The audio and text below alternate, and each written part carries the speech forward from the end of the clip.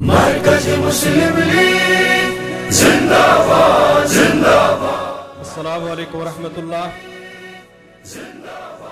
میں اللہ کی کتاب سے امت مسلمہ کے لیے اور بالخصوص وطن عزیز پاکستان کے موجودہ حالات کے حل کے حوالے سے ایک آیت مبارکہ تلاوت کر رہا تھا۔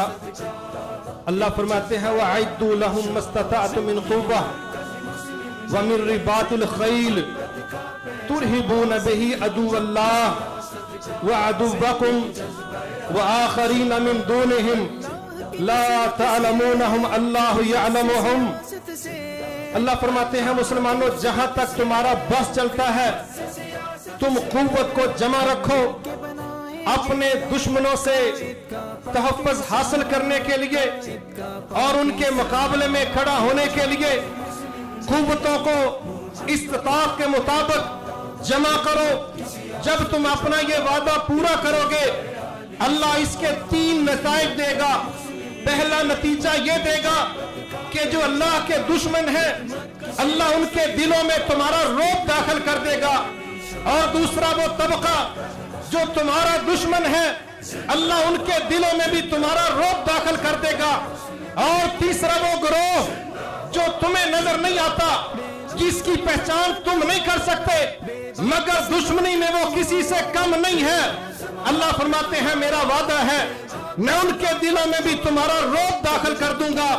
یہ اللہ کا حکم ہے، بطور مسلمان اس کو قبول کرنا، اس کے مطابق عمل کرنا یہ ہماری ذمہ داری ہے۔ موجودہ حالات میں پاکستان مرکزی مسلم لیگ جس طرح پاکستان کے دفاع کے حوالے سے حالات کی نبض پر انگلی رکھتی ہے اور ہر خبر پر نظر رکھتی ہے، اور آنے والے حالات کو بڑی دوربینی سے، بڑی دور اندیشی سے جانتی اور سمجھتی ہے، اور ان کے حل کے لیے ایڈوانس اپنی قوم کو تیار رکھنا چاہتی ہے۔ اس جماعت نے بہت وقت پہلے اسی قرآنی ویژن کے مطابق اپنی قوم کو یہ مائنڈ سیٹ دیا کہ اللہ کے حکم پر عمل کا یہ نتیجہ ہے کہ اللہ پوری دنیا کے دشمنوں کے دلوں میں تمہارا رعب داخل کرے گا۔ لیکن پاکستان کا موجودہ وزیر دفاع پاکستان کے ایک بیانیے کے جو پاکستان مرکزی مسلم لیگ نے آج سے کافی دیر پہلے پیش کر دیا کہ IMF جو ظاہراً پاکستان کی ترقی کے حوالے سے محبتوں کے دعوے کرنے والی اور اس کی ترقی کے لیے بجٹ پیش کر کے تعاون کے دعوے کرنے والی ہے، ان کے اندر کا خبث پیش کیا کہ یہ کہتے ہیں اگر قرضے لینے ہیں تو CTBT پر دستخط کرو، NPT پر دستخط کرو۔ یہ معاہدے کون سے ہیں؟ سبحان اللہ، وزیر دفاع خود ہی کہنے لگا، کہتا ہے اس کی بنیادی وجہ یہ ہے کہ سمندر پار کے لوگ کسی بھی اسلامی ریاست کو نیوکلیر پاور کے طور پر برداشت نہیں کر سکتے۔ کھل کے کیوں نہیں کہتے؟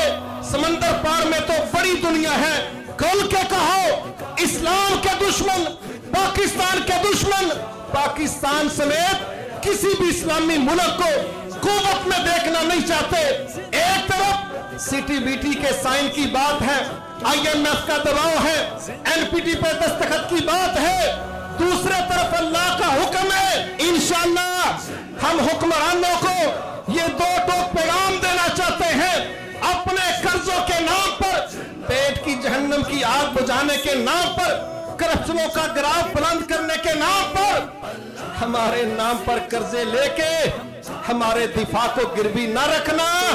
اگر تم نے اس طرح کی حرکت کر کے چند لقموں کے لیے اس قوم کے دفاع کو گروی رکھا، انشاءاللہ یاد رکھنا کہ اس کے نتائج نہ دنیا میں تمہارے لیے صحیح ہو سکتے ہیں نہ آخرت میں، کیونکہ اللہ کا پابند ہونا ہماری ذمہ داری ہے اور دنیا کو ہمارا پابند کرنا اللہ کا وعدہ ہے۔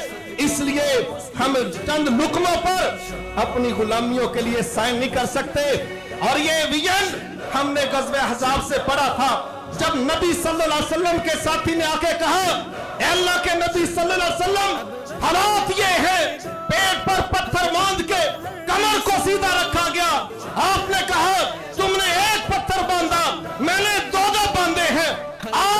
इस मौके पर जब मईशत का खौफनाक मंजर था जो पाकिस्तान ने अभी तक नहीं देखा, हजरत जाबर रजी अल्लाह तआला अन्हु कहते हैं, अल्लाह के नबी सल्लल्लाहु अलैहि वसल्लम आप 2-4 लोग मेरे घर में आइए, थोड़ा सा खाना है, आप दावत कबूल कीजिए। 4-5 लोगों की दावत है, नबी सल्लल्लाहु अलैहि वसल्लम कह रहे हैं और सारे जमात, सारे लोगों जो खंदक के मार्के में आए हो, 1400 लोगों, तुम सब की दावत जाबर के घर है। हजरत जाबर कहते हैं मैंने घर आके कहा अपनी बीवी से कि मैंने तो चंद बंदों की बात की थी, आप तो सारा लश्कर लेके आने लगे हैं। मुसलमान बीवी थी, कहने लगी जिन चंद को आपने कहा है आप उनकी फिक्र करें, जिन 1400 को अल्लाह के रसूल ने कहा है उनकी फिक्र वो करेंगे।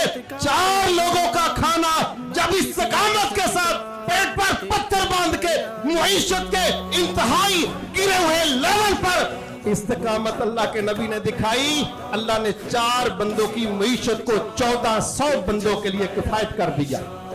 क्योंकि हमारा ईमान है, हमारा रिस्क वर्ल्ड बैंक के पास नहीं, हमारा रिस्क IMF के पास नहीं, हमारा रिस्क तो आसमानों से आता है।